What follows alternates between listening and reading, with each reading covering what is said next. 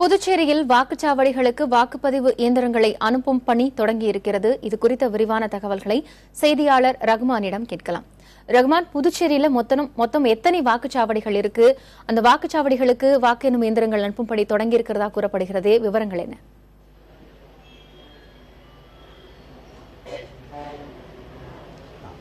அதாவது காயத்ரி, புதுச்சேரி மாநிலத்தில் சட்டமன்ற தேர்தலுக்கான ஏற்பாடுகள் தீவிரமடைந்திருக்கின்றன. நாளை வாக்குப்பதிவு நடைபெறுவதை தொடர்ந்து இன்று காலை முதல் வாக்குப்பதிவு இயந்திரங்கள் அந்தந்த வாக்குச்சாவடிகளுக்கு அனுப்பும் பணியானது தொடங்கியிருக்கின்றன.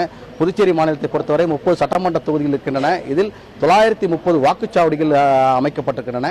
இந்த வாக்குச்சாவடிகளில் வாக்குப்பதிவு இயந்திரங்கள் அனுப்பும் பணியானது நடைபெற்று வருகின்றது. நான் நின்று கொண்டிருக்கக்கூடிய இந்த பாரதிதாசன் மகளிர் கல்லூரியிலே இந்த வாக்குப்பதிவு இயந்திரங்கள் வைக்கப்பட்டிருக்கின்றன. இது இங்கிருந்து ஒவ்வொரு வாக்குச்சாவடிகளுக்காக அனுப்பப்பட்டிருக்கின்றன. அதாவது 30 சட்டமன்ற தொகுதிகளுக்கு உள்ளடக்கிய 930 வாக்குச்சாவடி மையங்களிலும் 930 கட்டுப்பாட்டு இயந்திரங்கள் மற்றும் 960 வாக்குப்பதிவு இயந்திரங்கள் அனுப்பப்படுகின்றன. இதற்கான விரிவான ஏற்பாடுகளை தேர்தல் துறையானது தொடர்ந்து செய்து வருகின்றது. அது மட்டுமல்லாமல் புதுச்சேரியில் இருக்கக்கூடிய அனைத்து வாக்குச்சாவடிகள் உள்ள வாக்கு அலுவலர்கள் அதாவது புதுச்சேரியில் 2 மையம், காரைக்கால், மாகை, ஏனம் ஆகிய பகுதிகளில் தலா ஒவ்வொரு மையங்கள் உள்ளன. அந்தந்த மையங்களிலிருந்தும் அவர்கள் அந்த வாக்குச்சாவடி தேவையான மின்னணு வாக்குப்பதிவு இயந்திரங்கள் மற்றும் இதர பொருட்கள், அதாவது ஸ்டேஷனரி என்று சொல்லக்கூடிய மற்ற இதர பொருட்கள், மை வைக்கக்கூடிய இயந்திரம் மற்றும் அனைத்தும் எடுத்துச் செல் பணியானது தொடர்ந்து நடைபெற்று வருகின்றது.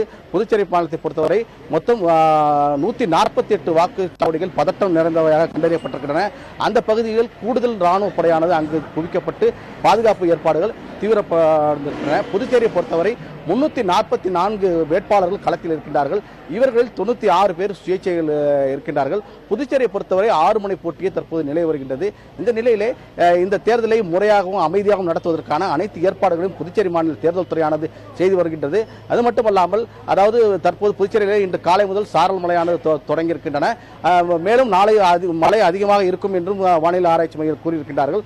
ஆகவே மழை இருந்தாலும் சரி, வெயில் இருந்தாலும் சரி, வாக்காளர்களுக்கு வாக்களிக்க செல்வதற்கு ஏதுவாக அவர்களுக்கான ஏற்பாடுகள், அதாவது பந்தல் அமைப்பது மற்றும் மாற்றுத்திறனாளிகள் செல்லக்கூடிய சறுக்கு பாதைகள் அமைப்பது உள்ளிட்ட அனைத்து பணிகளும் தற்போது நடைபெற்று வருகின்றது. காயத்ரி, ரஹ்மான், இதை தவிர்த்து பாதுகாப்பு பணியில எத்தனை ராணுவத்தினரும் காவல்துறையினரும் ஈடுபடுத்தப்பட்டிருக்கிறார்கள்? அங்கு பாதுகாப்பு பணிக்காக தேர்தல் ஆணையம் என்ன மாதிரியான சிறப்பு ஏற்பாடுகளை செய்திருக்கிறது?